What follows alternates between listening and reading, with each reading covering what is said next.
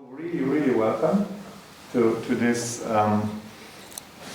talk plus debate, as it turns out. My guest is Aviva Berkovich Ohana. Berkovich, is that okay pronunciation? Because that's how Slavic people would say the ch.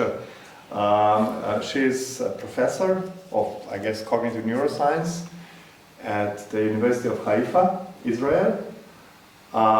She is the head of so many things that I didn't memorize, but in our circles, she's most known as a neurophenomenologist, meaning combining neuroscientific methods with study of lived or subjective human experience. So this is where our interest in inviting her lies most. But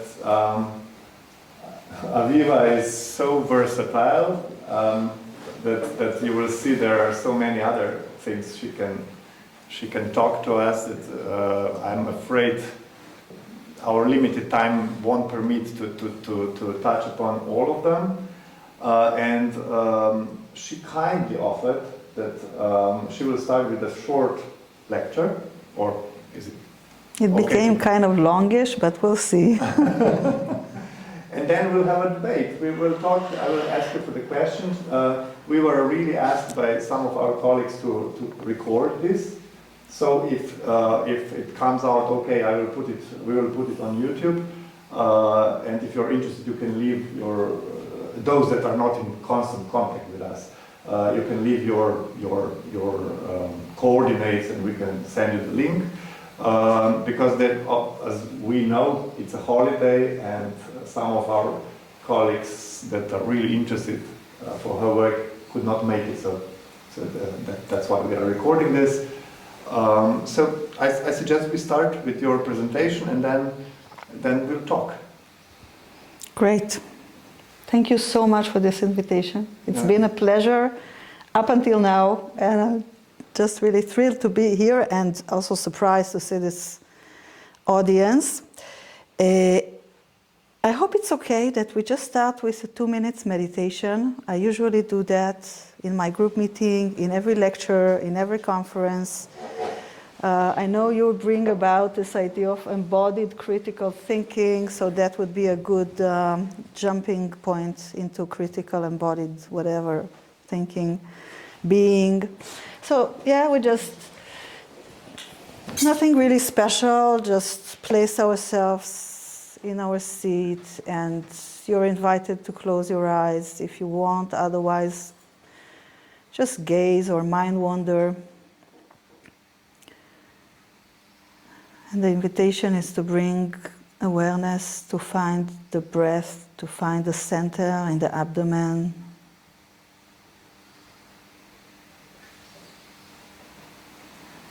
And get situated into this felt sense of breathing in and out.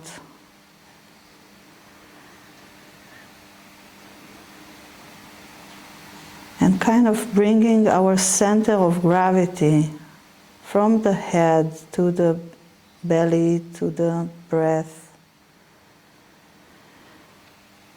It's not something we look for, it's something we sink into.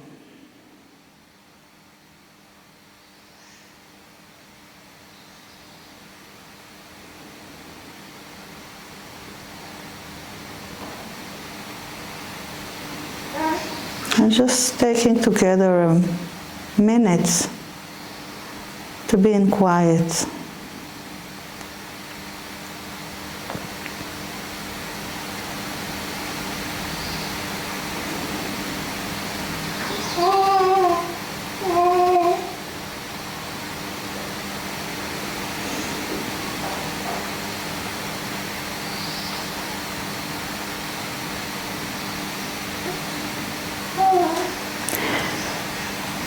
And maybe a little bit of expansion of focus of the boundaries.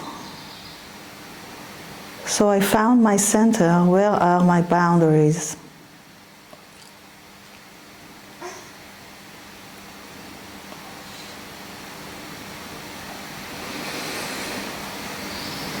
Are they bounded to my bodily boundaries? Am I wider than that? Am I aware of all the others in the space, of our mutual space? And if I am, where are my boundaries?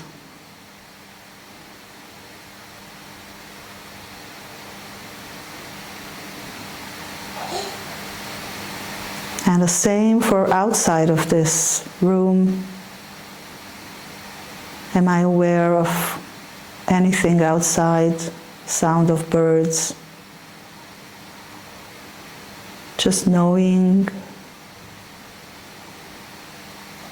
just somehow being aware of the space outside. And if I am, where are my boundaries?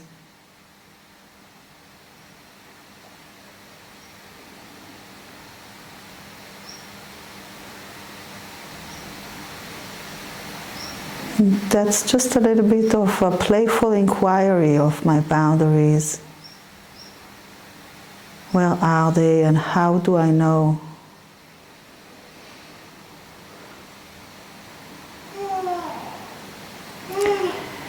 And then just bringing back the awareness into the center, into the body. One big deep breath and a little bit of a stretch. And the invitation to just open the eyes and come back to the space. Thank you.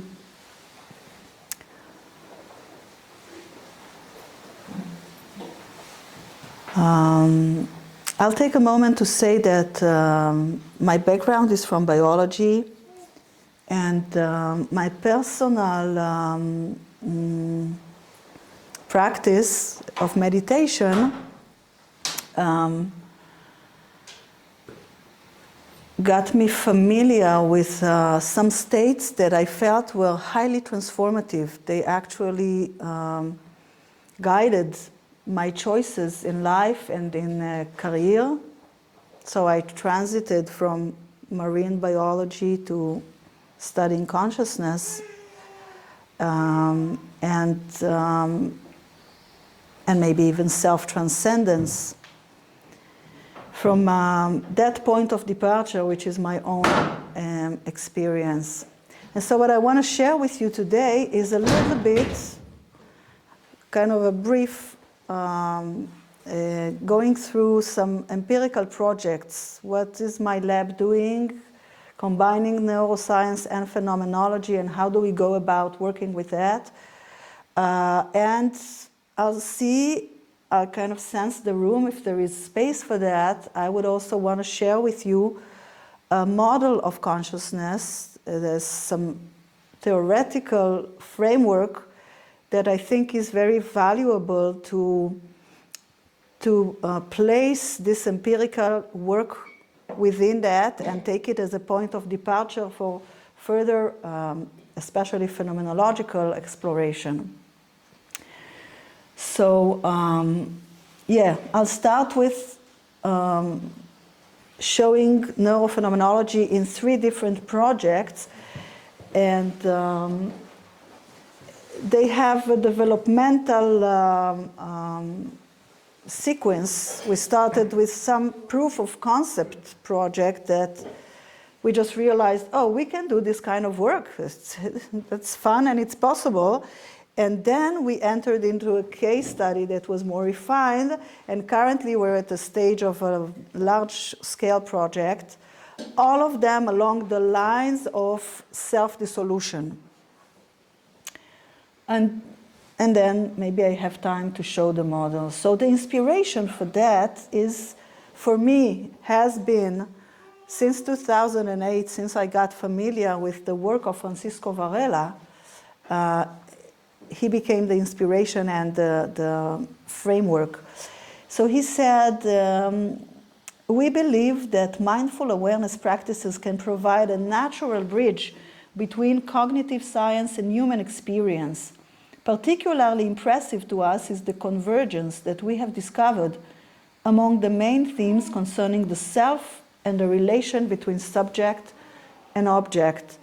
And those of you that are familiar with the work of microphenomenology probably can see that the subtlety of subject and object and how they create or how this separation creates the world for us, and how can we undo this and kind of go back to more basic forms of being in touch with our experience. You might find the roots of that in Varela's work. But for me, the larger context is also very important because this is too small for me. I don't actually see that. Let's see. Is this working any better? Yeah. Okay. Just in my glasses.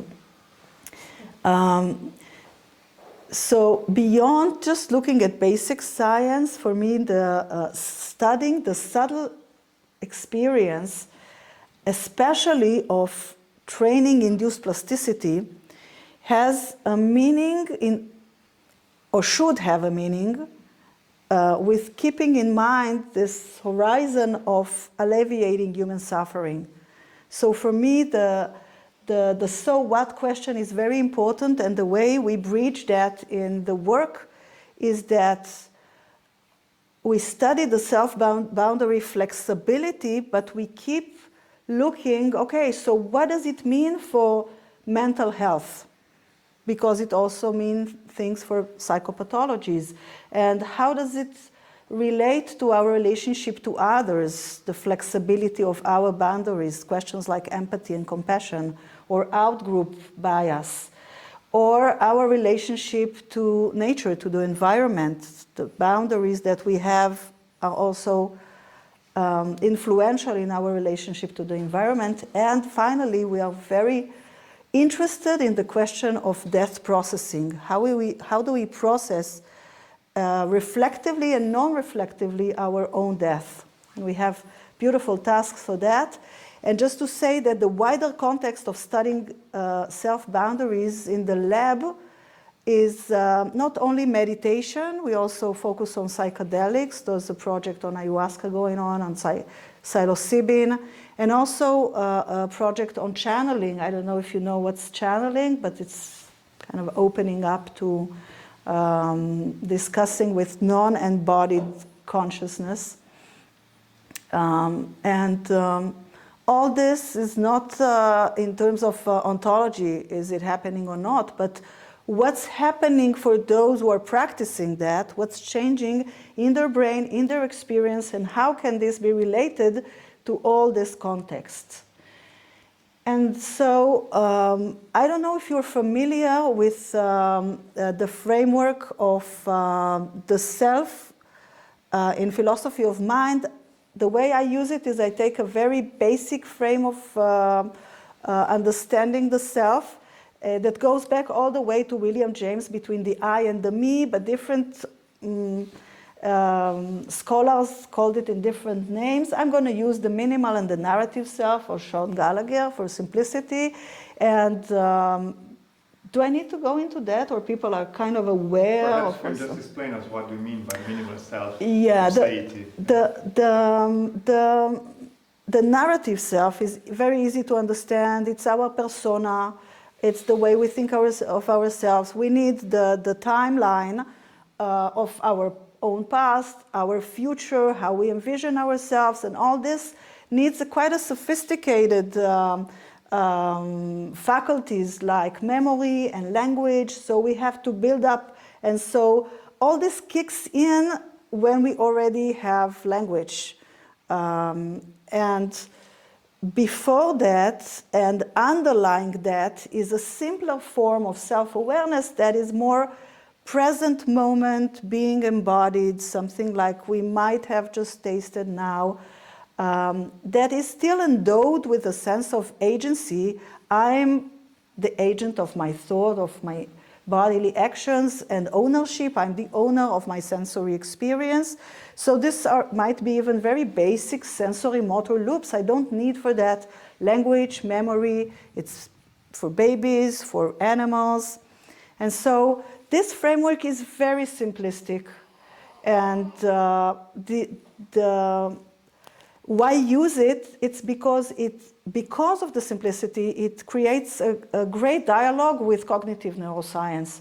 So like really, really briefly, basically, the narrative self is generally ascribed to a big network that is called the default mode network, that is kind of getting active when we rest. You can think of that as kind of a screensaver. If we are not really engaged in something that needs our attention, that it would light up with thoughts and memories and kind of mind wandering that are all around my own umbilicus. What I need to do, what have I done, how do I look, what do you say, all that. So this is the midline structures of the default network are really related to that. There is some fine-grained resolution in there, but it suffices to our discourse. And for the minimal self, this is from a big review paper by Olaf Blanke. Just let's look at the self-location network. You see the PCC stands for the posterior cingulate cortex. I'm just mentioning it because you'll see that in my work. And the TPJ is the temporoparietal junction. And these regions are thought to be very much related to multisensory integration. So this is telling me where am I located in space, because I have vestibular and vision, and I can integrate them, and it tells me where am I in space. And also it's kind of a unit of identification, the posterior cingulate.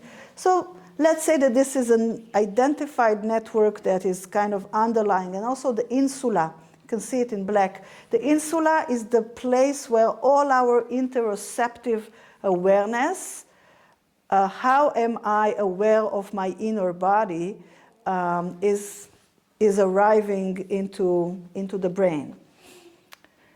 So projects. Like I said, briefly 3 projects. We started. When I started this, I was a postdoc. I received a little fund from Varela Award, and I started working with Yair Dor Zeiderman. And you can see him here in the MEG picture. And what we did is that we said, let's explore this kind of minimal narrative. Can we go beyond that? Let's take some proficient meditators, invite them. I already did with them in my postdoc at Weizmann Institute the fMRI. So we had their brain anatomy. And so the MEG could be, is a tool that, like EEG, is very good in temporal resolution, but unlike MRI, is very good in source localization. So I can say, where did the signal came from? It's not distorted. So in a way, it's the ideal tool to work. Just nobody knows how to do it, so nobody does that, usually. How did we go about doing that? This is Yair. We told people, the meditators, we had 16 of them, do narrative self now. Now, how would you do narrative self? Do narrative self. Yeah. So we told them, try to think what characterizes you. So when I start thinking, I'm this, I'm that, and that, I bring up the network that supports my narrative self. And then we ask them, now do minimal self. How would I do that? Try to experience what is happening to you at the present moment. So by bringing awareness to present moment and experience, it's kind of taking us from narrative to minimal experientially. I don't know that if I don't use phenomenology. I can just assume that. And then we wanted to go beyond that. So do selflessness now. Can you do selflessness now? Can you do selflessness now? Do some selflessness. So try. We decided to guide them by saying to them, try to experience what is happening in the present moment when you are not in the center. Okay, that's kind of ambiguous. It's great. We asked them, were you able to do it? Oh, and then we did the interview, okay? A very, very short interview, only on the selfless state. And we asked them, in terms of success and stability, please rate. And we were amazed to see that for them, everything was around 8. They can do that, no problem. Okay, fine. And so, going to the brain, we were searching. I'm really making a long story short, and this is all published, so whoever is interested in the details, you can go look it up. But these are the results of the transition from narrative to minimal. So we expected to see reduced default network activity.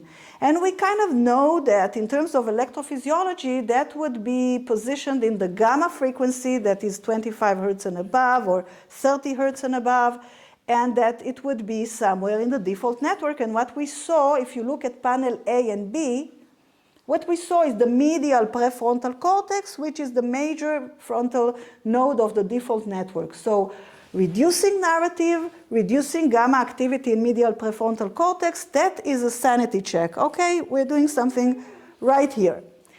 Now, what we didn't know is what can we see when we ask people, please reduce from minimal to no self? What's going to happen here? And this you can see in panel C and D. What we found out is that they actually reduced beta activity, that is, let's say, I don't know, between 20 and 30 hertz, within the, here we called it inferior parietal lobule. This region is very close to the TPJ, the temporoparietal junction I showed you before, as an underlying mechanism for the minimal self. So that was good news for the beginning. And then we took our, these are little phenomenological excerpts, and we had 12 different judges. It was very packed, and also packed with jargon, because they are meditators and they are Buddhists. And so we took a lot of judges to be able to come up with some categories. What do you mean by judges? Judges, I mean, is, first of all, we had to decide what kind of group, how are we going to do it? We didn't know anything. That was first attempt. So okay? I mean coders, people that were coding the data. Yes, but even before coding, just deciding what would be the categories and then placing them, okay? And so let's look of the, now I would call them the best dissolvers. At the time, we call it lack of ownership, worst name possible, but this is how it is in the paper. And if we just look at them, we had 4 of those.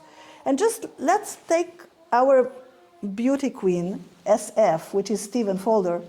It was emptiness, as if the self fell out of the picture. There was an experience, but it had no address. It was not attached to a center or subject. It was not 100%, but there was no sense of an object there running the show. Emptiness is the best word.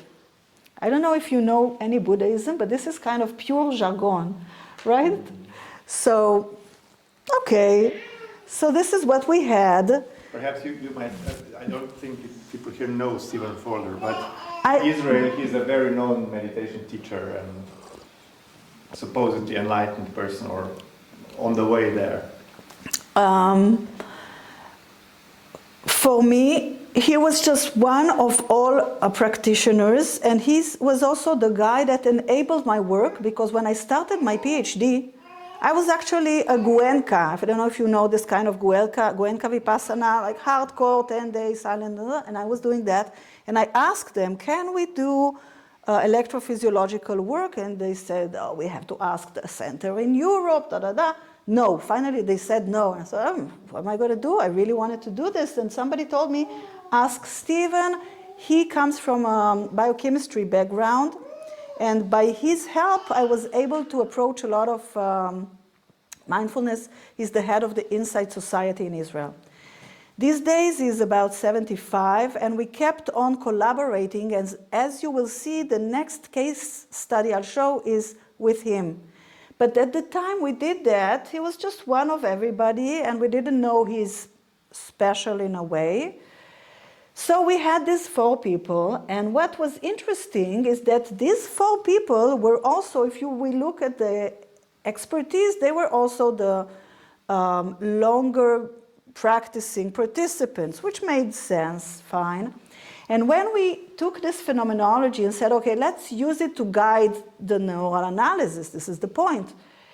And we contrasted them with the others, what we saw is that for them, there was further reduction in the beta frequency within this IPL. So they were kind of driving the effect. They were able to do it on the neural level, not just on the phenomenal level. So we were playful and we just did it for the sake of it and the fun. And it's amazing, this paper, I think it's my best cited paper. This really made a lot of change. But then we realized that this is no phenomenology, really. We are not trained in phenomenology. We cannot avoid jargon. And by that time, I was already very friendly with now he's a professor, Yochai Ataria, who is a phenomenologist philosopher. And so we started working together, kind of focusing on Steve and realizing that he's really able to articulate deeply, because Yochai was interviewing all the meditators.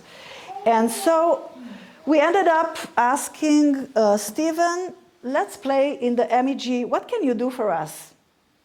That he is, you know, you can repeat that. And he said, I can dissolve the sense of self.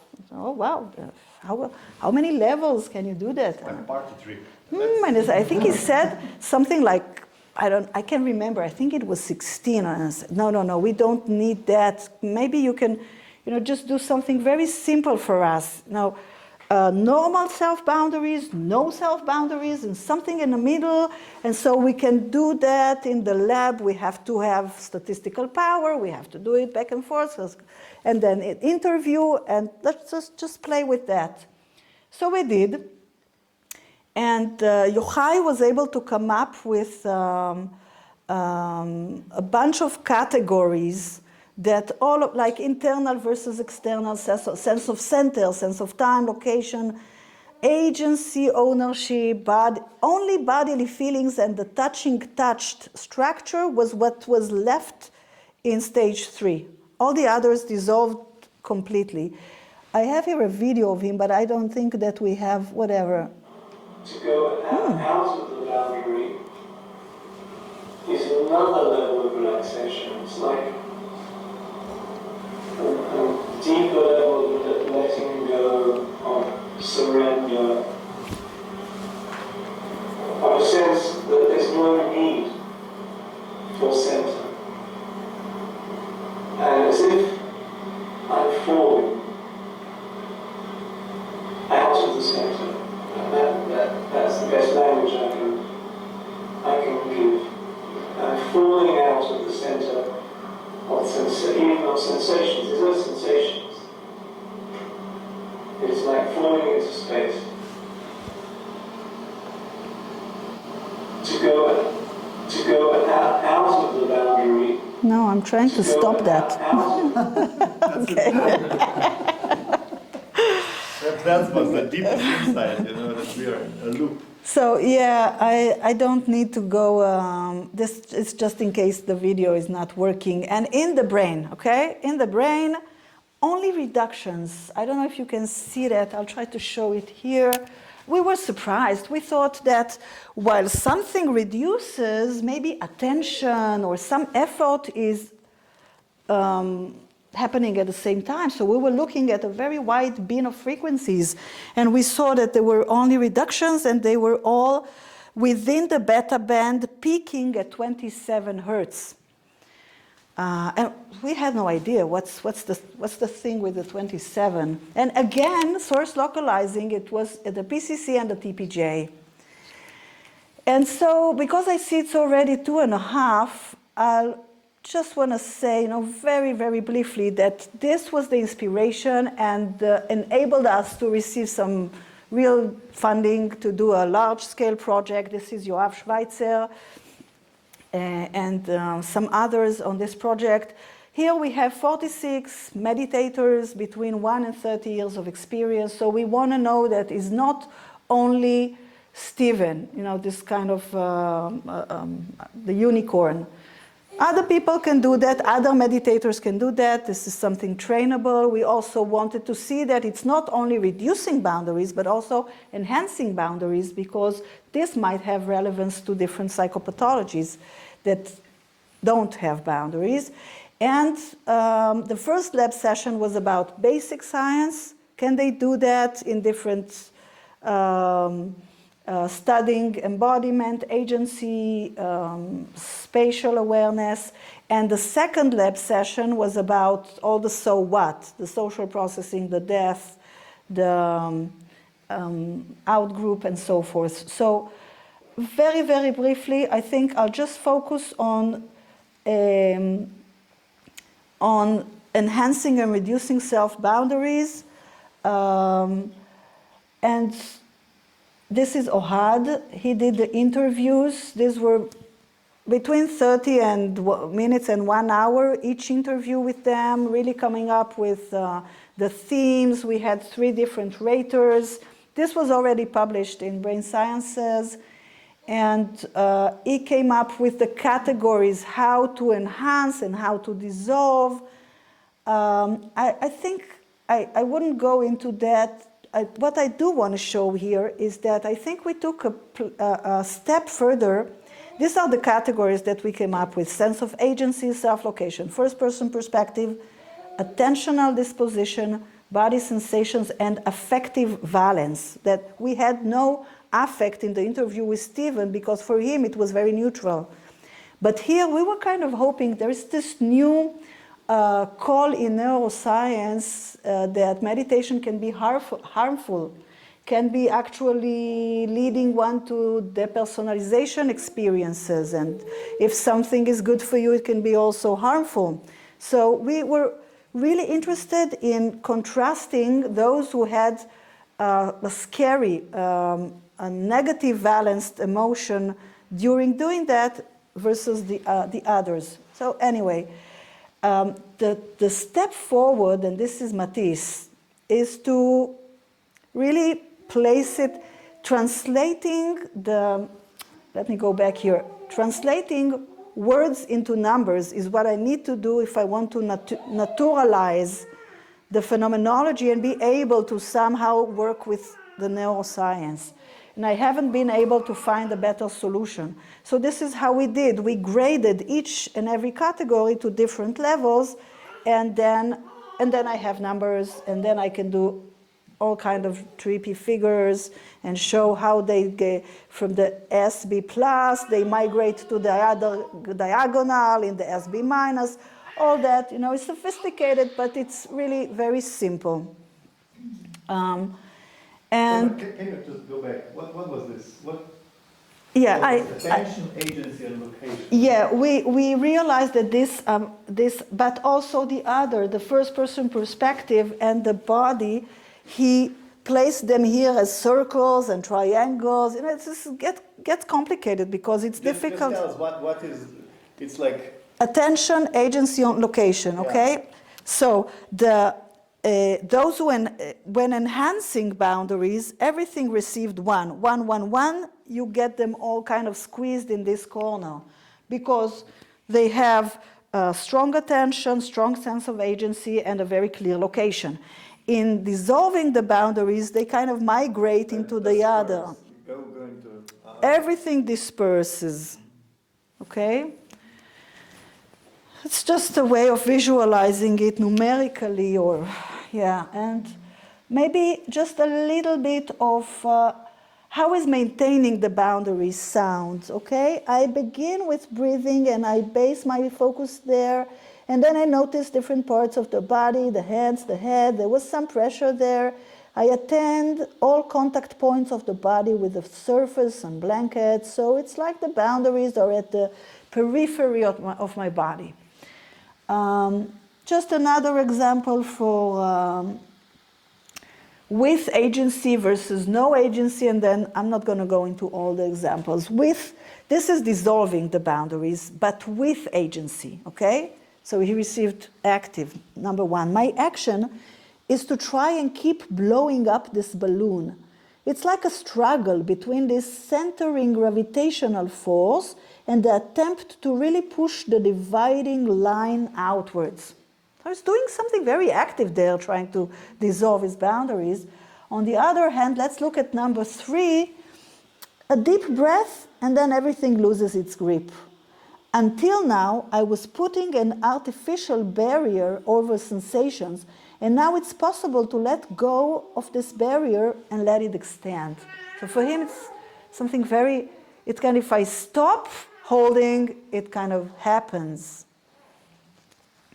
I'm jumping, I want to go to the emotion. Let's look at the valence.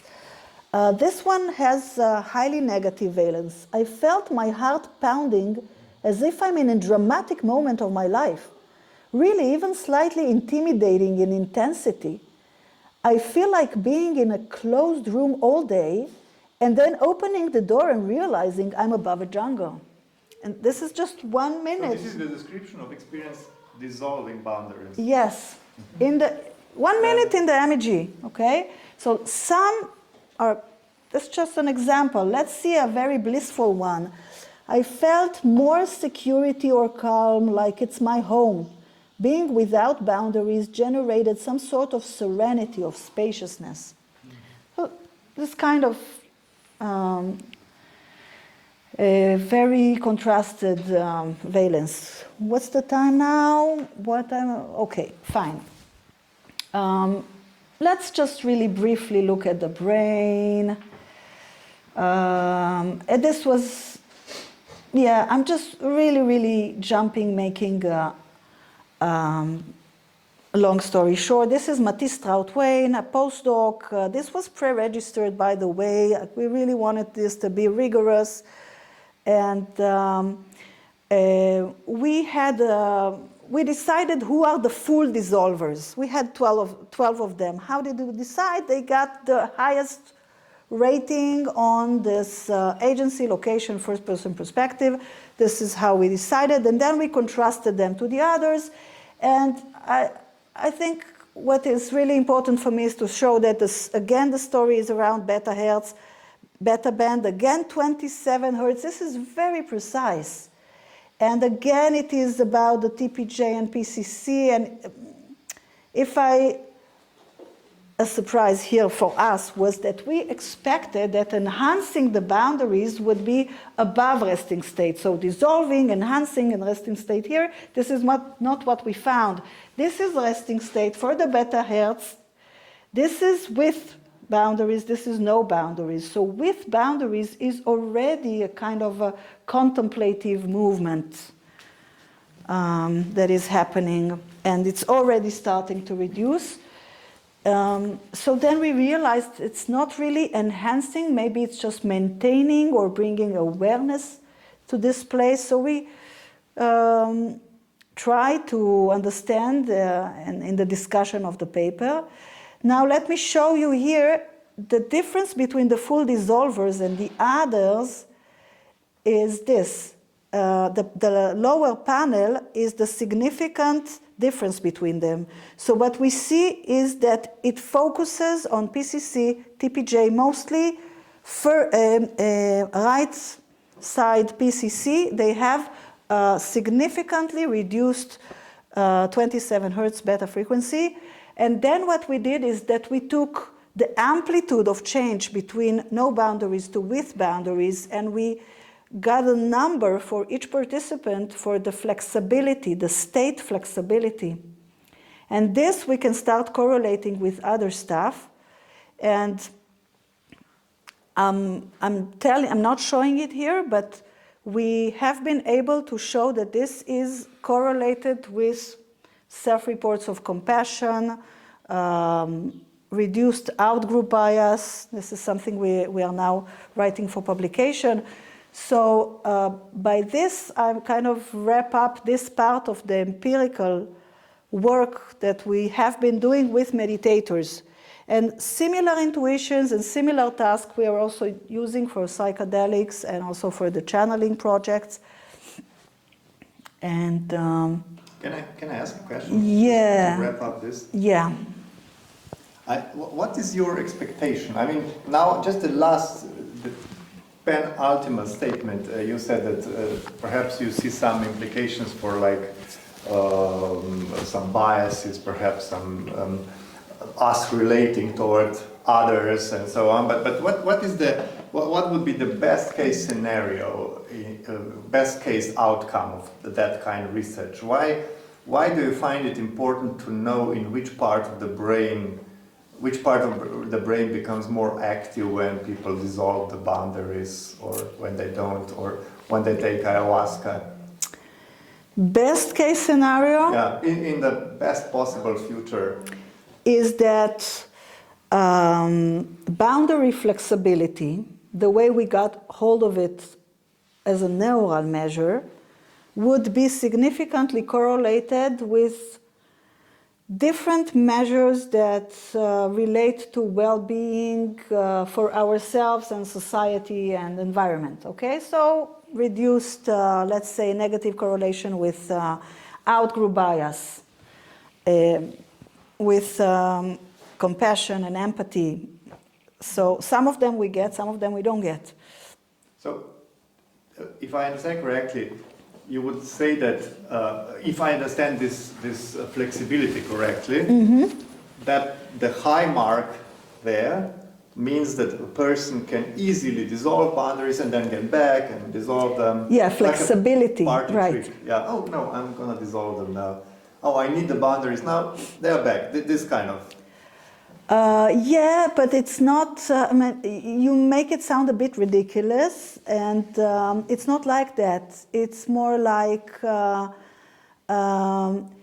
here's a place to maintain my boundary in this relationship, and I'm able to do that, and the moment later something else happens, and here it's beneficial to hold it less. And so being able to answer the needs of the moment as they arise in a way that actually fits and not being held by some kind of fear or previous memory.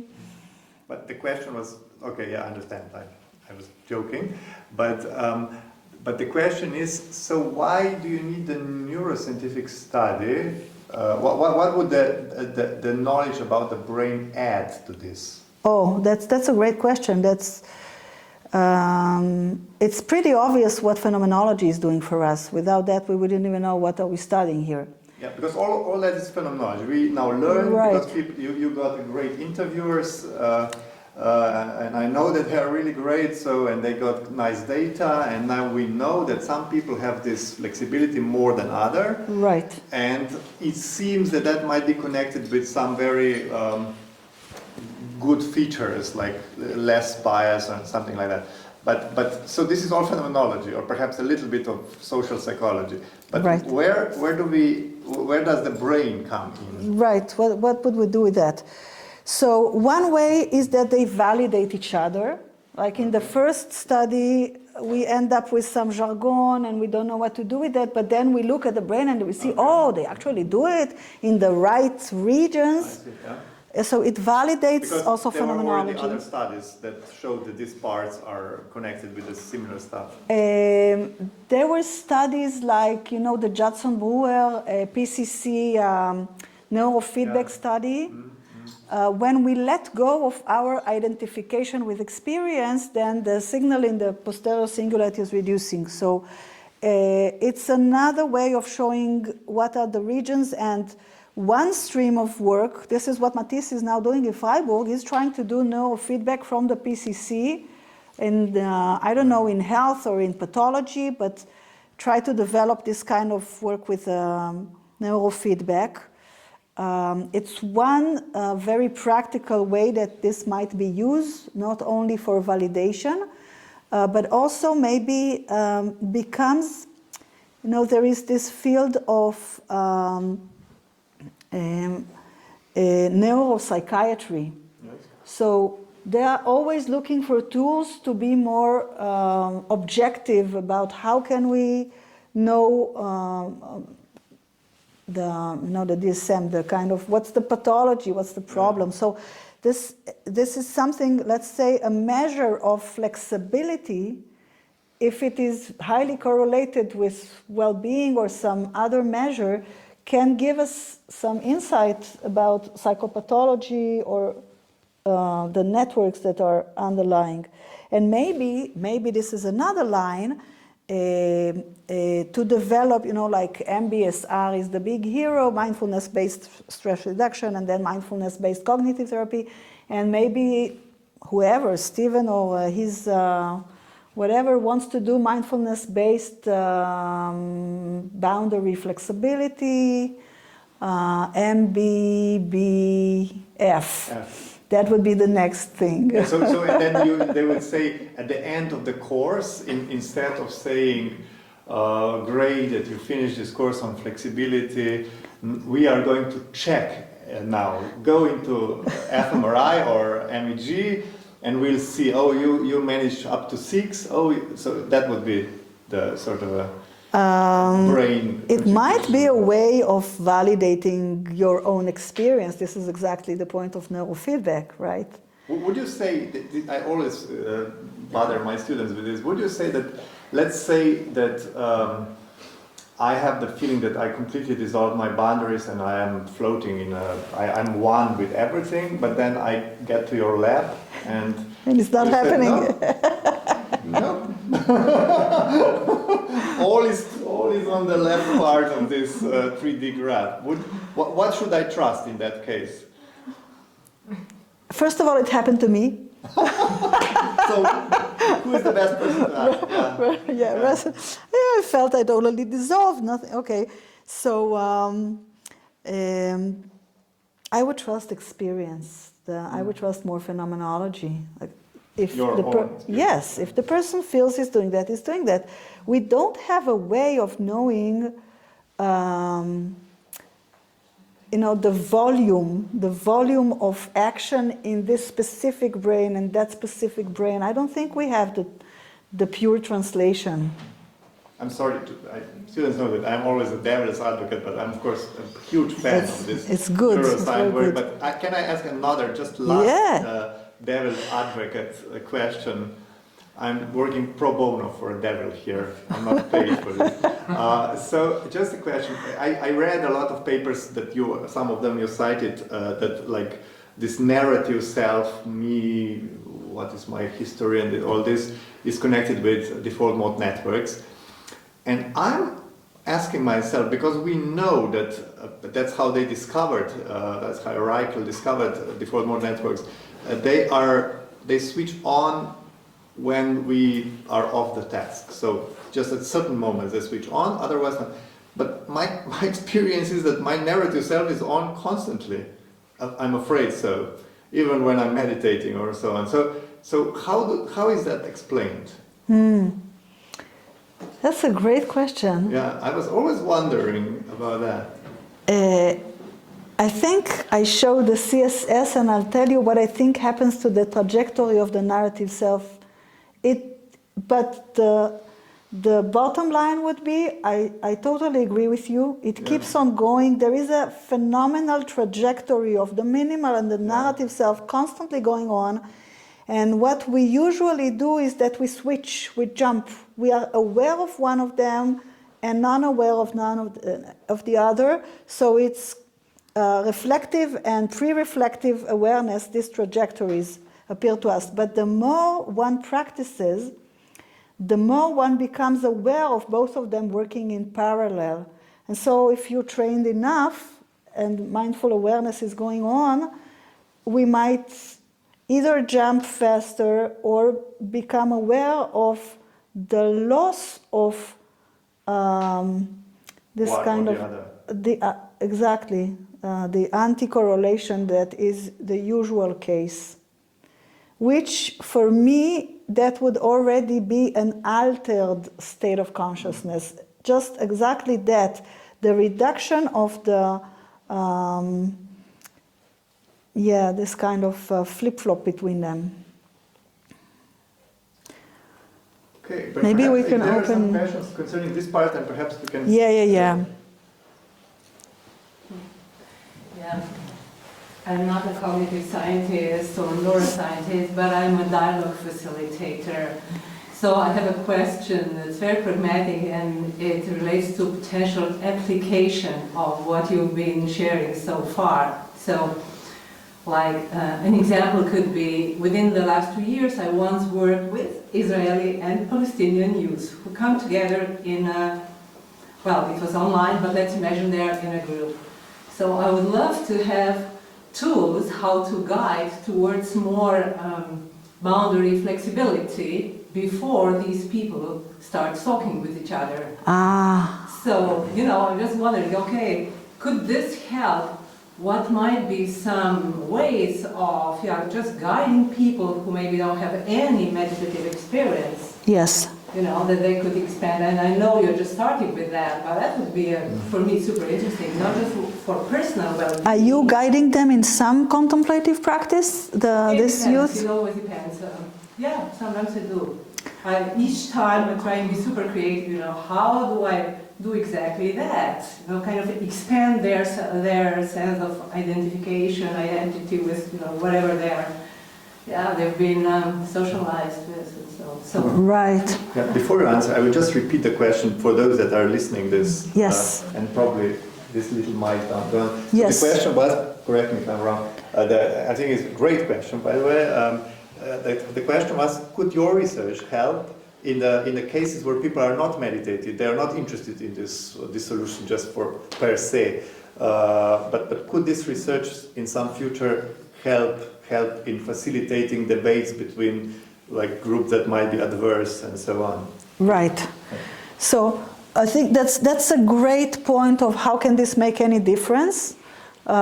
If we realize that by focusing a contemplative practice on the boundaries and their expansion or their flexibility, or even just bringing aware to the fact that we have boundaries and we have some handle of, we can manipulate them to some extent, and even by just understanding that this has a relevance to the way we experience relationship, and we just might want to be aware of that in our interaction now. That's one way of bringing it into the discourse.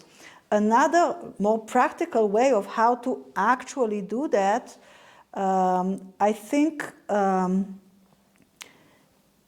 that really even putting you in contact with Stephen or sharing with you, it might be even online connected to the paper, the instructions that he gave. How did he guide the people to do that? Because everything was recorded and we wanted everything to be replicable, so I think it's online already, but if not, I'm happy to provide all that.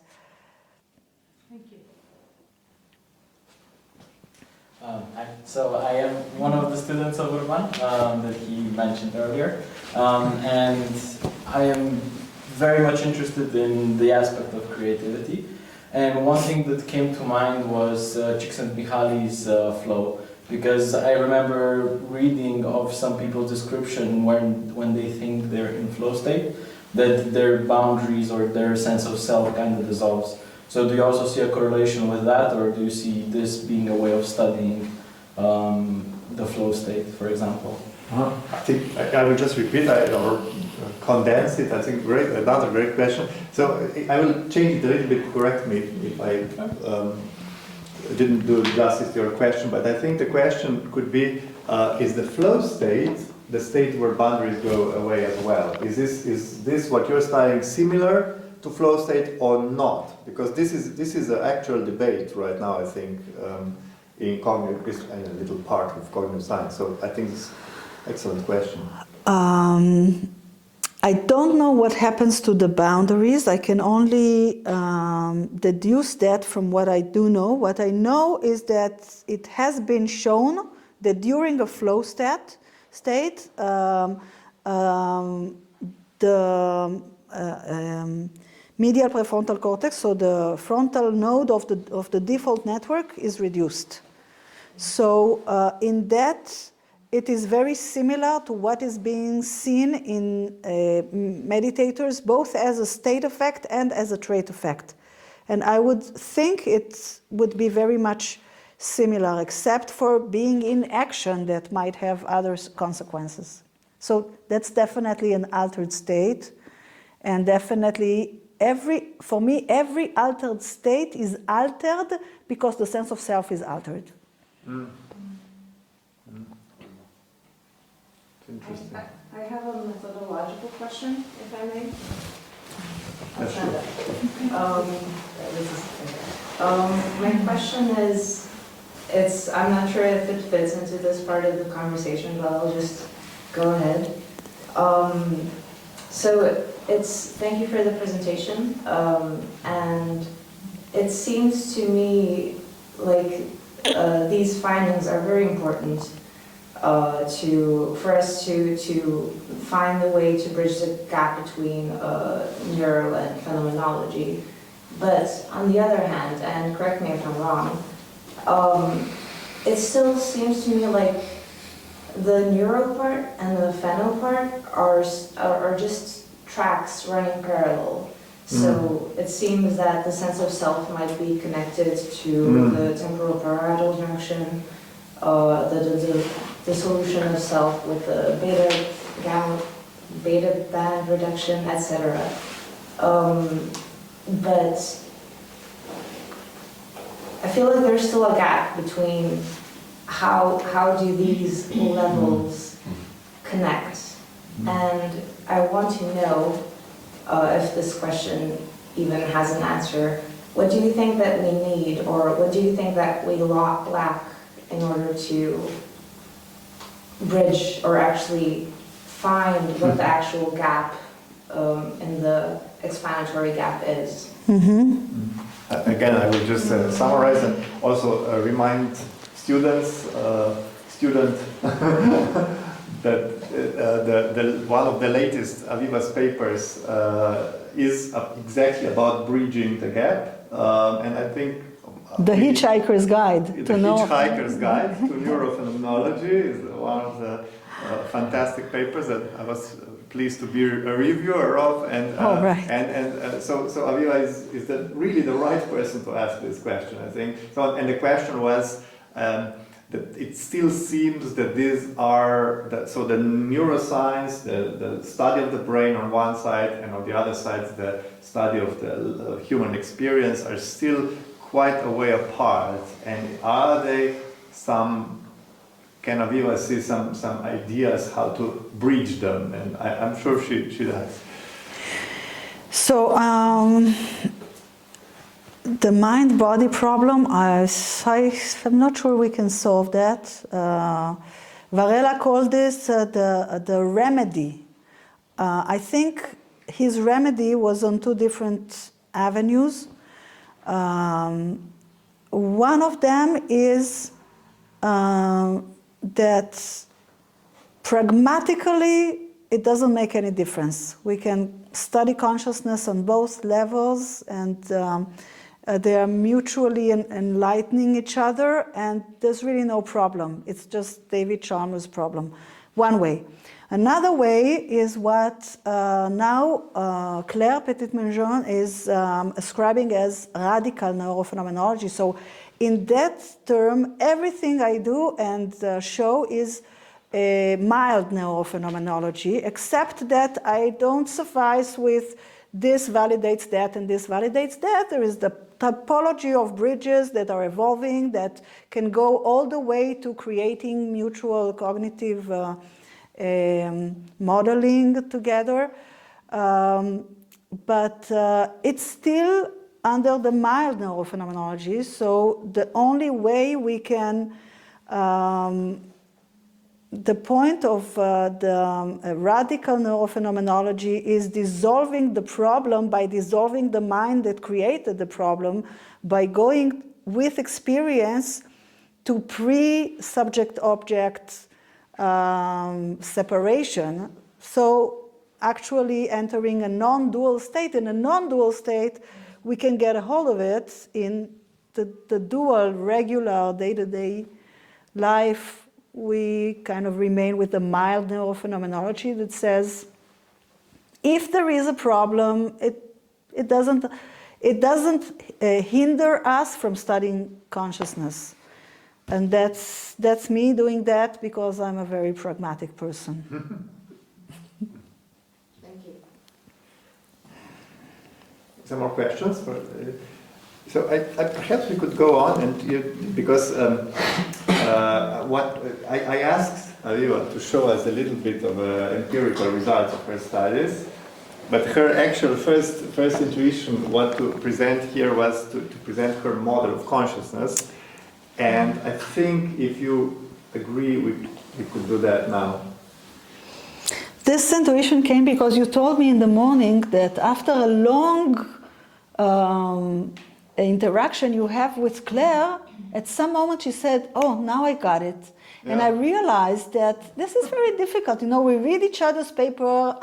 You reviewed my work. I reviewed your work. I don't understand what's horizon yet. You know, and so I thought, okay, some people in my group still don't understand it, so don't worry about it. So I thought, okay, there's this CSS paper out there, but who actually understands that? Maybe if I can talk about it, it's at least for our dialogue, it can take us a step further. So this is a fruit, a theoretical fruit of my own practice. So this is one way of bridging the gap, is front-loading our own phenomenology into our work. It comes from the understanding that this is from Revonuso, okay? The science of consciousness should direct considerable resources to the systematic study of phenomenological issues in order to first construct a detailed map of the phenomenal level of description. For the features of the phenomenal level, how it is structured, how it dynamically changes across time and so on, offer top-down constraints for the science of consciousness in the search for potential explanatory mechanisms in the brain. So it comes from the intuition that we are looking for answers in the brain before we even have some theoretical mapping of what's going on in a dynamic manner. So this is an attempt. In our experience. Phenomenology, right. So this is an attempt to do so in a simple way, even though this is a very highly multidimensional experience. It's an attempt to put it in three-dimensional space in a way that can be, even though it is reducing dimensions and simplified, it can be useful, like the dual sense of self. It's very simplistic, but I can work with that. So this is the intuition. To put consciousness in treat, what is that you want to put? The consciousness. Okay, just consciousness. Okay, let's do it. Okay, and so this is it kind of triangulates it's a neurophenomenology. It also has a neural space underlying it. By the way, all this is published in 2014, then extended with Mark Whitman in 2017, and we keep on working. So it also relies on a nonlinear dynamical system theory in terms of what's going on there, the language, and it wants to outlay testable predictions. And I'm not sure if I can get all the way into that, but we'll see. So the first building brick is awareness, one dimension. I have three dimensions. It's awareness, time, psychological time, not objective time. So where is my mind in time now? So awareness, time, and affect. Why choosing awareness? Awareness is a primary feature of consciousness, being the subjective experience of internal phenomena, a perception of the field of inner and outer events that encompasses one's reality at any given moment, the state of perceiving. So this is something that at any given moment that we are alive, we have it to some extent, and I argue it is graded. Time, okay, from William James, the knowledge of some other part of the stream of consciousness, past or future, near or remote, is always mixed in with our knowledge of the present thing. These lingerings of old objects, this incoming of new, are the germs of memory and expectation, the retrospective and the prospective sense of time. they give that continuity to consciousness. So in every moment of conscious life, we also have awareness, but we also have some temporal dimension. We are placed somewhere in the temporal dimension. And last, affect, this is from Searle, part of every normal conscious experience is the mood that pervades the experience. It needs not be a mood that has a particular name to it, like depression or elation, but there is always what one might call a flavor or tone to any normal set of conscious states. So placing all these three together, this is how it looks like. It's a sphere, it's a field, and what we have here is the... Perhaps you can follow Aviva with some time, because you will be out and in. Never mind, I'll just come back. So I'll zoom in on each and every dimension and give you some examples. What do I mean? How does it feel on the phenomenal level to be here or there? But the affect goes from the utter unpleasant to the utter pleasant. The time goes from my further away past, which might even be, I don't know, I'm Jewish, when Moses received the Torah. Who knows? It's not even my life, where I am just now, or the very far future. And the awareness can be all the way from I take here the framework of Ned Block, from very low accessibility, which means reportability or no reportability, to the highest possible accessibility. And there is this interesting central point where all of them meet. Now, this is consciousness. What about self? If we accept that, and this is going with Sean Gallagher, if we accept that in every moment there is no consciousness devoid of any type of sense of self, be that narrative or minimal or even selfless, self-transcended, something still remains as we are still in a body. So taking this, I want to place the narrative self in the outer sphere, what now is marked in white. Why is that? Because it's difficult to explain that. Let's see. Because in the time it's very easy to see. For the narrative, I'm out of the present moment, I'm in past, I'm in future. I might be in the present moment if I'm above, so kind of reflecting of my present moment, but I'm not embodied in my present moment. I get it now. You do? Oh, yes. So, for example, I didn't understand time before. So what do you mean, for example, if I'm really scared? I can be here and now, but I'm still in my narrative because I'm scared for myself. So I can be... I'm on the top. Huh? On the top, yeah. Yeah. I can be high affective, in affective dimension. Mm-hmm. Also now in the time dimension, but... I'm not embodied. Yeah. It's a thought. Okay, I see. So the narrative self goes with the extended consciousness, which is memory and language. This is more the language of Damasio. And then the minimal self comes in the inner circle, so where the spacious present is, if we take Husserl, James.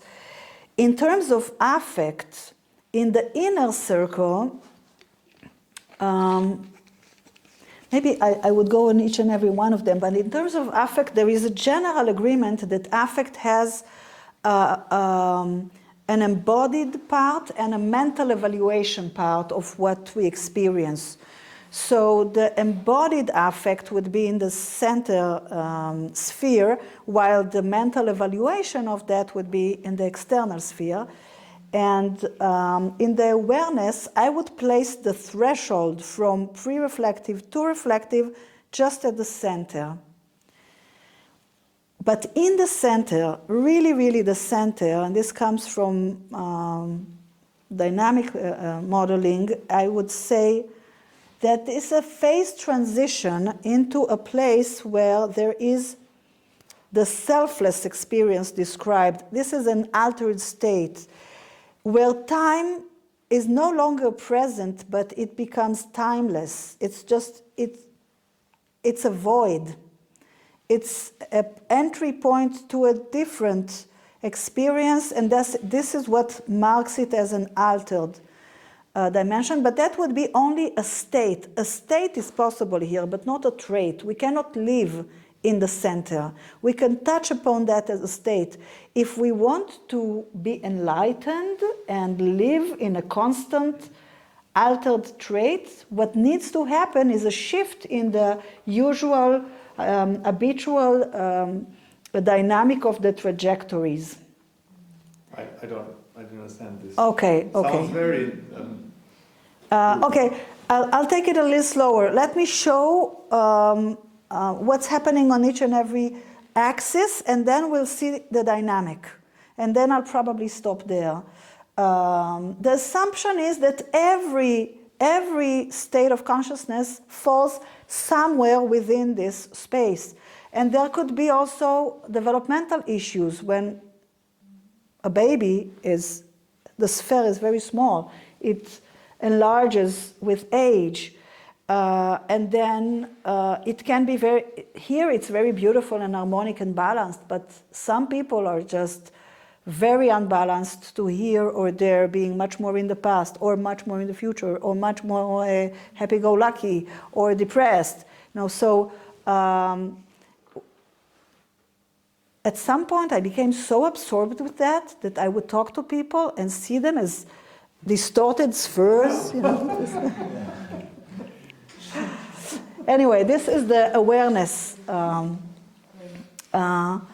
so what we have here is that I place on that the three levels: narrative, minimal, and no self, in a way, or beyond, let's say, self-transcendence. So on the very low part, within the narrative, there would be no accessibility. That would be phenomenal awareness by Ned Block. So kind of subliminal self-awareness, let's say by others, by Maureen. And in the upper level, I would have access awareness or second order awareness that is conceptual and objectifying, even as myself, as of my body. In the middle, though, I can have the first order awareness that is a direct experience of perceptions and sensations. And let's place here Thomas Metzinger's minimal phenomenal experience at the middle as a state effect, where there is pure awareness, or what I showed you before with this very extreme boundary dissolution. This might be the case here. So I would put vegetative states down there, and just a little bit above that, dreamless sleep, and above that, the dream that might all of a sudden in the middle of the day become aware. So it is subliminal, it is possible to become aware. Here is kind of seamless action. So kind of mind wandering that is not available to us. I don't know where I was. I would place flow here. And experiencing the body, the surrounding, is a little bit like we just did in meditation, kind of sinking into our body and the minimal self. And above that, in the narrative, there's already introspection, and the meta self-awareness, so that would be the highest level. Looking at the time level, again, I place all three of them. I would put just memory and prediction on both sides. In the middle, I would have the spatial presence and the timeless in the center. For example, I think this is very clear. As long as I can imagine or predict, on the other hand, as long as I can remember or envision personally relevant past. So past is to the right. It's very easy to turn it the other way around. Is it easier? Yeah, this is probably Hebrew. You mean where are we coming from and where are we going? Yeah, yeah. Probably. Oh, that's interesting. Yeah. Why would I place it to the right? Probably. That's quite interesting. And that's just an example of timelessness. Kensho awakening feels beyond even timelessness. No prior concept of time remains to which less could be attached. Okay. Then the emotion from the unpleasant to the pleasant. Again, I place all three levels. Then let's say the negative and the positive valence is the mental representation of it's a conceptualization of emotion, while in the middle I'm having the sensory representation of the bodily state, which is called by some core affect. Okay, let's place some of them. Yeah, agony, pain, hurt, suffering, torture, we know all these emotions. Hedonic happiness, delight, satisfaction, gratification. What is interesting about this negative and positive affect is that it's all about me. Because positive affect that is non-hedonic, that is eudaimonic, it would be placed in the center. But how about the, can I ask? Yes. How about the reports, you know Amir Freeman? Maybe I'll finish that and then you ask about Amir. Right. Pleasant bodily arousal and unpleasant bodily arousal. There are studies showing that arousal and valence can be dissociated, and that bodily arousal can be experienced as pleasant and unpleasant. And all this eudaimonic balance, peace, harmony, I would just place them in the self-transcendent state. Okay, now to Amir. Amir Freiman is a friend of us who is studying phenomenology of enlightenment, right? Not really. He's studying teachers, or he calls them spiritual exemplars, from all kinds, from Sufis to Christian monks to New Age gurus to whatever, everything, from all over the world. But what he found out is that most of them, and he's studying their everyday experience, not the peak experience, which was done many times, but how do the teachers that are supposed to be enlightened, or not necessarily, how do they feel or experience in everyday lives, which I find very interesting. But what he found out, that's what I wanted to ask, is that almost all of them would say, no, I have the same crisis and depression, and I go up and I feel squeezed, I feel happy, all kind of stuff. Just it's still quite different than everyday person. There is some difference, there is some detachment present. So my question would be, and you have these Zen stories where they say before enlightenment, and there was a mountain and a cloud was a cloud, and then I got enlightened and there was no mountain, no cloud. But then afterwards, there was a mountain, and cloud was a cloud, mountain was a mountain. So my feeling, of course, completely theoretical, without proper experience, is that even if you are in a center and more, let's say,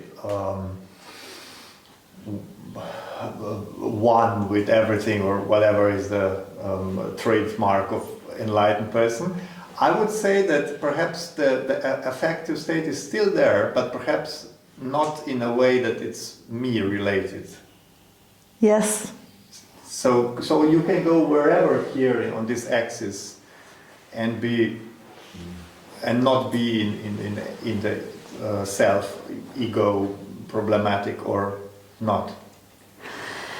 I think it brings us back to the question of what's happening as a trait and the trajectory. So it's like Jack Kornfield's After the Enlightenment, the Laundry. Exactly. Yeah. Yes. Yeah. So the trajectories. This is what I tried to say before. It's exactly this. So narrative self has a trajectory. Why? Because it keeps going on Like you said, Yeah. even for the enlightened person, there are still negative emotions or positive emotions, so it's there, but something is happening to the way it affects. Yeah. And also, I don't have time to show the neural space, but the neural space for that would be the default network or parts of that. And we know that activity in the brain goes on and on constantly. It's not that the Yeah. default network is now When silent. you're amazing, it stops. It's Exactly. still- yeah. It just goes on and on. It can reduce, enhance, but it goes on and on. And so, in our experience, there is a trajectory that is, I would say, in terms of mind-body, the experience of that would be within the narrative. The neural part of it would be in the activation of the default, and it would go on and on. It can be in one moment beyond the threshold of awareness, and at other moment above the threshold of awareness, but it just goes on and on. Same for the minimal self trajectory, that in one moment, I have a body all the time. I have interoception all the time. I have sensory integration all the time going on. And as long as I have a body, I have a trajectory in the minimal self. The question is it above or beyond the threshold?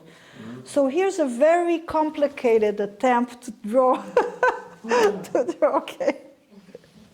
But I'll make it very simple for you. Okay, I'm driving. I'm driving on the highway, but it's called sensory decoupling.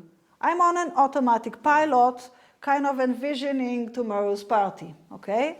And so the default is more active. Narrative self in time one is above threshold. I'm aware if somebody asks me, DES, no, okay, what's happening now? I was imagining how many bottles of wine I need to buy. How do you know? Exactly. And then what's happening to the body? I don't know. I have no idea, but if you go on and on, it might become reflective. So minimal self, beyond threshold, narrative self, above threshold. Now, all of a sudden, some car is cutting me in a way that is dangerous. And what happens is, in that moment, is that I have a surge of adrenaline. My heart is beating to my knees, and I'm on the road now. Totally forgot about the bottles of wine for tomorrow. So what I have is an abrupt shift between the trajectories. Now this is a very clear case of how they switch. This didn't go away. It's just not reflective at the moment. And very subtly, we keep going on and on, switching between this and that. The suggestion here is that what happens in an altered state is that they both become more aware. They both reduce this antagonism between them. And of course, we can also think of a center of gravity. Where is somebody's center of gravity as a trait, not as a state? If I had, for example, by questionnaires or by DES, if I would be able to work with some very fluent participant who can articulate his experience. Oh, I'm here, this is what's happening for me on that trajectory and on that trajectory. And I could draw his behavior in the space. I can anticipate that very prolonged practitioners or enlightened people, so-called, awakened people, the center of gravity of where do they usually habitate the space would go towards a very specific place. I would expect more embodiment. I would expect more eudaimonic affect. I would expect more present moment awareness. I would even expect, I don't know on the awareness level if they would be more metacognitive because they do a lot of decentering, or they would be more absorbed in the environment, like first order awareness, more in the minimal. It's more difficult for me to anticipate where would they be. as a center of gravity of experience on the awareness scale. Yeah.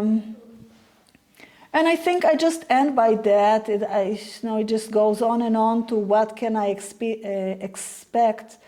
I'm not going to show you that, but if we would have been going into altered states, I would suggest that there is a weak, intermediate, and strong altered states, and then I would suggest what's supposed to happen on the phenomenological level, on the neural space, and then I could go to literature and see, does it happen?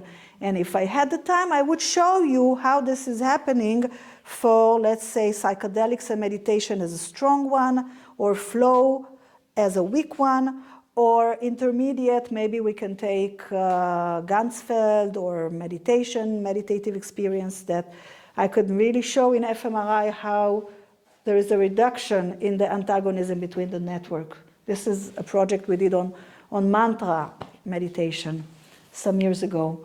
So yeah, I think I'll just, it's 3:30, and we said we kind of stop it here and start to wrap it up.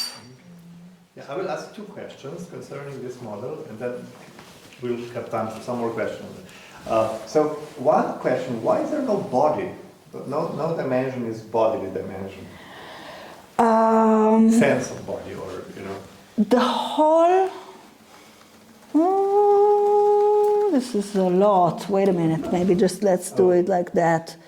The whole space is providing a psychological distance from the body. If you place the body at the center of the embodied self, here is the embodied self, the inner circle. Yeah. Then the body is the center of the embodied self. Everything else is psychological distance from the body. You don't understand. Time. Yeah. At the center, I have the present moment. This is where the body is. The further away I go from it, psychological distance from the body, the further I go into the narrative state. The narrative state. The only exception is the little void in the middle that is no time, no body. And nobody. This is why it is a phase transition, because there is no body. I see. And I developed this point with Mark Whitman in 2017, like really what's happening in altered states in terms of body. I understand, yeah. So everything points to the body, but yeah, I see.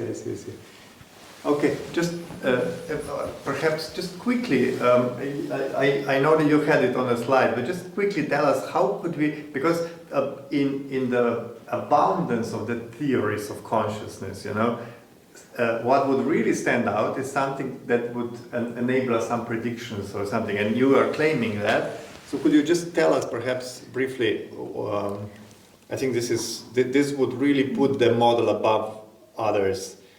Let's see, where do I have it? Do I have it here? Yes, the predictions I'm summarizing here are for altered states. Can we see that? Okay, for altered states, I think it's for altered state there is both on the phenomenology and the neural space. We know where they should be placed in terms of phenomenology. We know what's happening with affect, time, and awareness in different altered states. We can also go to the neural space and see, okay, does it happen? Do we have papers like that? Is this supported? Except for the altered state, what else can we do with that? Okay? If this would be really taken seriously and being studied, what we can see is that between different groups, or maybe people who are trained in different aspects of experience, or different psychopathologies, they would have a different center of experience. Let's say in the three-dimensional space. Yes, the center of gravity Which means Yeah. the attractor. Attractor would be different points. Yes, if we take people with depression versus, I don't know, anxiety, probably those with anxiety would be more future-oriented than those with depression that would be past-oriented. And so we can use that to work with psychopathologies or to see how different training modes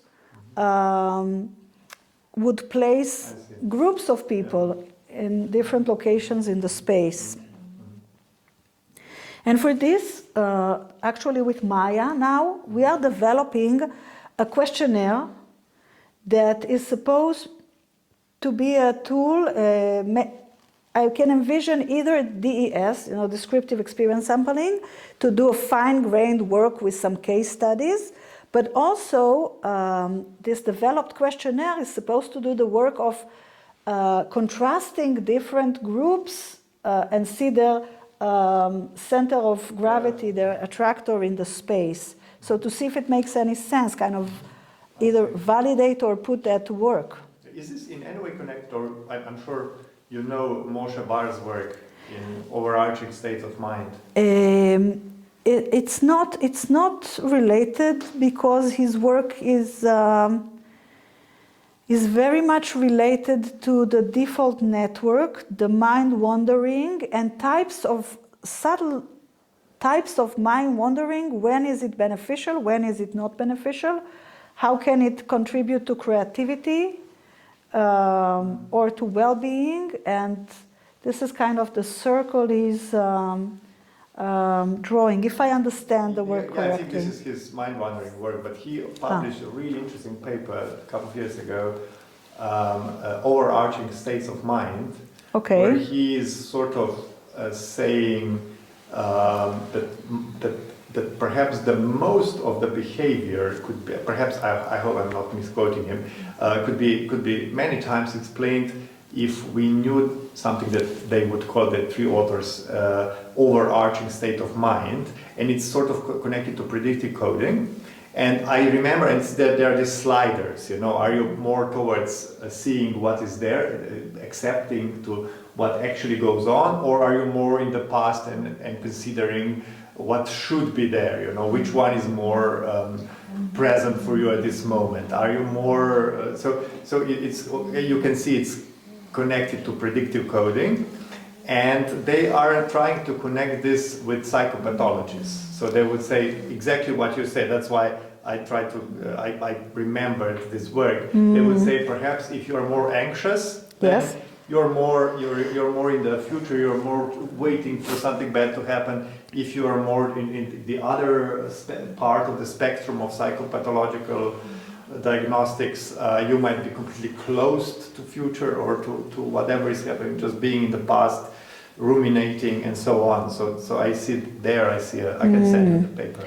I'm not aware of this work, so I don't know exactly the similarity. But this reminds me that I've recently given a lot of thought to the connection between the predictive processing framework, the free energy principle, and this model, and how could they relate to each other. So I have a student now, Daniela Tad, who is working on Lampel Ziv of this, the different altered states I mentioned. The picture is pretty clear for psychedelics that Lampel Ziv is enhancing, complexity is enhancing. The picture is much less clear for meditation. There are empirical works showing enhanced complexity, reduced complexity, and also on a theoretical level, I could see reasons for both sides, and I don't know yet. So I'm baffled with that, but it would be really interesting to see the relationship between complexity. Just to say that on the neural level that I didn't really show, I would expect the speed of the trajectory and the complexity of the shape of the trajectory to be related to neural activity. Okay, thanks. Questions? Yeah, I'd just like to ask, since you often seem to be putting psychopathology and mental health also into debates in connection to phenomenology, if you're familiar with the field of neuropsychoanalysis and the works of, I mean, I saw that Damasio was already mentioned, but if you know perhaps Mark Solms, the founder of neuropsychoanalysis, he works on like a lot of Damasio's theories and with the field of affective neuroscience, where Jaak Panksepp worked to, and he wrote a book called The Hidden Spring, like last year, I think. In my opinion, I'm not a cognitive scientist, but to me it's like a very comprehensive theory of how consciousness arises. And that's like,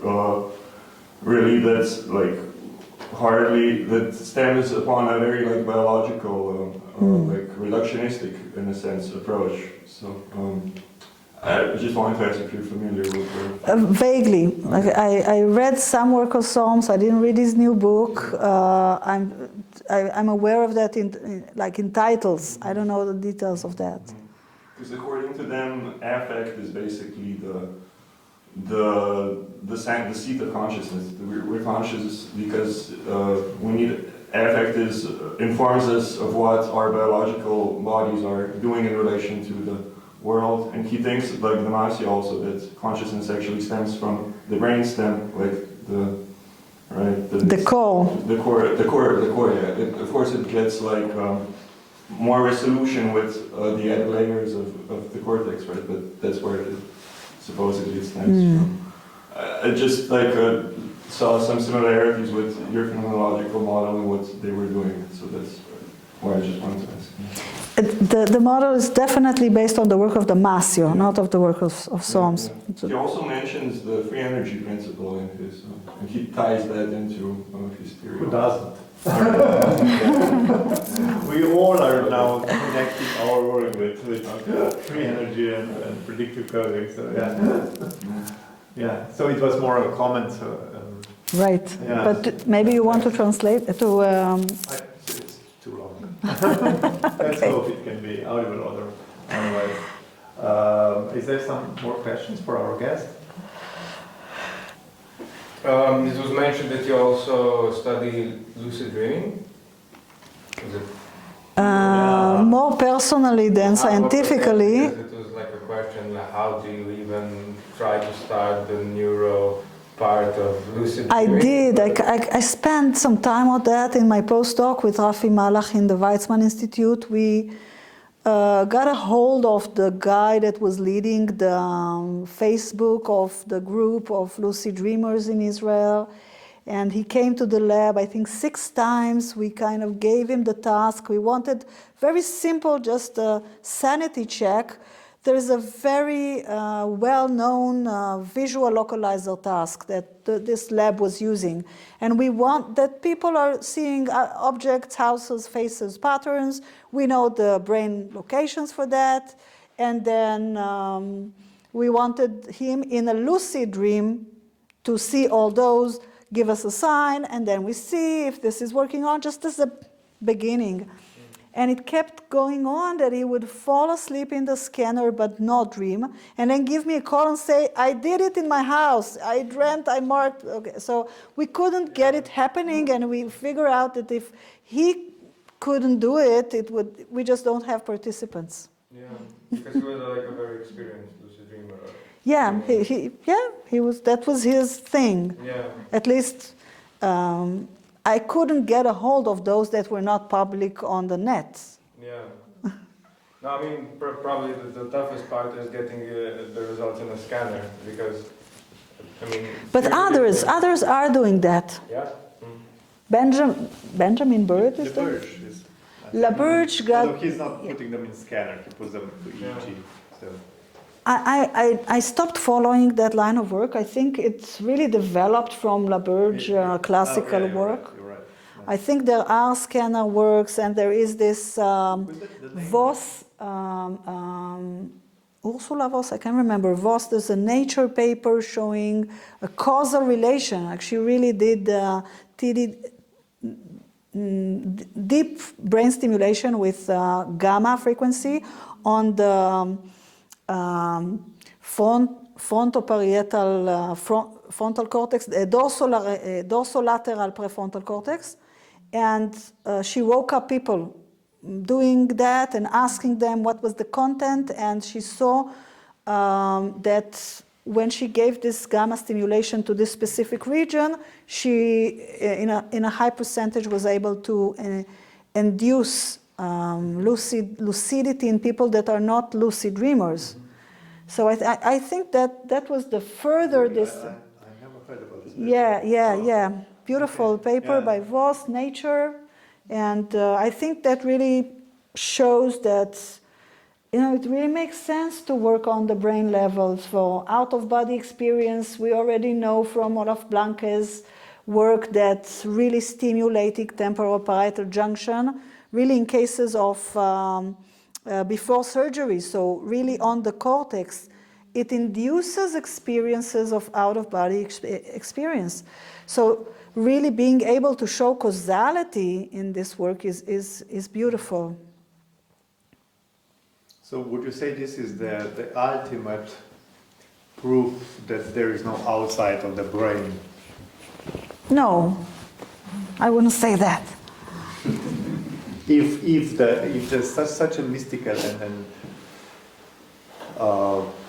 altered thing as a lucid dreaming can be just induced by stimulating a part of the cortex, wouldn't that be like almost the ultimate proof that we are just our brains? And not for me. And if not, okay, let's go back to the very prevalent image of the brain being like a radio. Yeah, just a transmitter, not a producer, but it needs to be in the right frequency to detect certain frequency. This is the forgotten theory right now. In 50s, people said, oh, it's either a producer of experience or it's a transmitter. But then the transmitter just went away. Nobody's lecturing about it, nothing. Since 60s, I think. But this is a very dualistic view, and I'm not sure I can or want to defend it, but we can still work with that image and say giving gamma band to dorsolateral would tune the system in a way to be in that frequency. So it doesn't clarify or solve the problem. Okay, I think we will wrap it up here with this. Yeah, okay, yeah. What's your personal relationship with meditation, if you don't mind talking about that? I started practicing in '95, and I had a very strong experience probably a decade later, and that really informed this line of work. And today I mostly, because I'm in the education faculty, and I mostly teach either educators or psychotherapists. This is the kind of people that are in different programs enrolled. I find myself teaching a lot mindfulness. In my personal practice, I explored so many meditations. I would say mindfulness is the basis, but I have been practicing different things and even explored lucid dreaming and really different things. And just to wrap it up, that one day I went to Stephen and I told him, I feel that this is, am I lying? I'm not even practicing mindfulness. Now at the moment I'm doing lucid dreaming, so how can I teach mindfulness? And he was so soft and receptive, and he said, there's a notion of wisdom, and there's a bottle that says mindfulness. People want to buy that bottle, so just fill it up, no problem. Now you triggered another question in me. So since you mentioned that you are also, by some strange happenstance of coincidence, employed at the Faculty of Education, but a neuroscientist, and so are we here. So my question is, how would you, what do you think could be sort of use for whatever we are doing here in this neuroscientific realm and in neurophenomenological realm for the educators? You know, I see now that this field of neuroeducation was fancy for some years, but I'm not sure if it's really growing. I talked to some neuroscientists and asked them, so how can your knowledge help? And they said, well, we can see now that more glucose is needed when you are thinking, and this kind of stuff, which I wouldn't say would really revolutionize as the education science. But do you think we could contribute in any way to young educators, to educating educators? Specifically to us, or probably our students? Both. I'm wondering, this concrete work that you are doing, could this help, and more generally? This work is in the field of positive neuroscience. This field is in work of the work is in the field of training-induced plasticity, and so just the basic idea of training-induced plasticity has a relation to the way we behave in the world with others, with the environment. I think is crucial for educators. And this comes within, it's bridged through positive psychology, existential psychology, social emotional learning, all the way to the classroom climate and even grades. So it's mostly putting our interest there, understanding that there is a need to bridge, there is a need for us to learn a little bit on the language and what's important for educators and how can all this be relevant for them instead of blowing their mind with a default network. You know, what am I going to do with that? Is just understanding that practice is important both for them, for their own flexibility and being able to meet the needs in this very changing world of the young generation, and also maybe considering bringing that in playful and creative ways into the either psychotherapy, rehabilitation, education. Each and every one of us is an ambassador, I think. Okay, I think this is a good point to wrap up. If the neuroscientist said that the consequence of studying neuroscience is to go into human experience, I think I'm very satisfied with this conclusion. So thank you so much, Aviva, for being with us. Thank you very much for being. Applause is